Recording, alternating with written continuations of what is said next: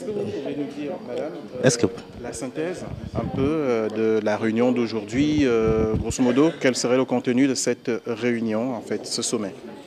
Aujourd'hui, on a parlé des différents thèmes du sommet de l'Élysée pour la paix et la sécurité en Afrique, à savoir une première session de travail à huis clos entre les chefs d'État sur les questions de paix et sécurité, qui est fondée sur les initiatives africaines dans ce domaine-là, que ce soit des initiatives au niveau continental, sous-régional ou à l'échelle de pays, comment la France peut contribuer à la réalisation de ces entreprises et comment la France et le continent africain peuvent pousser ces initiatives dans d'autres cadres, le cadre des Nations Unies, et le secrétaire général des Nations Unies est là au sommet, ou bien le cadre de l'Union européenne. Il y a également des représentants de l'Union européenne qui sont là.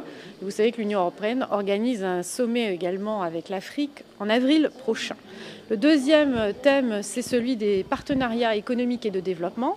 Là, il s'agit de travailler ensemble pour que la croissance du continent africain puisse être une croissance bénéfique à tous, au continent africain bien sûr, et également à l'Europe, en augmentant les flux et le partenariat qui nous lie, donc des flux humains bien sûr, mais aussi les flux financiers ou les flux d'entreprises, que ce soit des entreprises françaises en Afrique ou au contraire des entreprises africaines qui viendraient investir en France.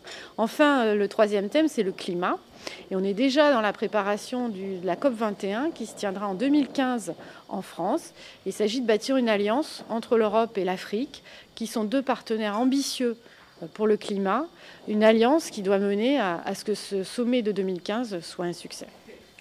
Alors, puisque je ne veux pas parler de France-Afrique et puis ce sommet, je veux quand même poser ma deuxième question. Est-ce qu'on peut savoir concrètement pourquoi certains présidents ne sont pas invités alors que d'autres le sont, et on parle de la présence de ceux qui, par exemple, aujourd'hui subissent une enquête par rapport aux biens mal acquis, alors que d'autres poursuivis par la CPI ne sont pas?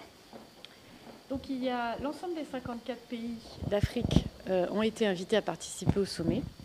Simplement, certains pays n'ont pas été invités au niveau de leur chef d'État, soit parce que le chef d'État fait l'objet d'un mandat d'arrêt international, c'est le cas du chef d'État soudanais, ou bien parce que le chef d'État fait l'objet de sanctions de l'Union européenne, c'est le cas du chef d'État du Zimbabwe.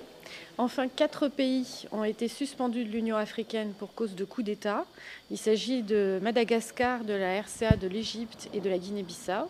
Tous ces pays sont quand même invités, mais pas au niveau de leur chef d'État. S'agissant des autres pays, il n'y a aucune raison que les chefs d'État ne soient pas invités.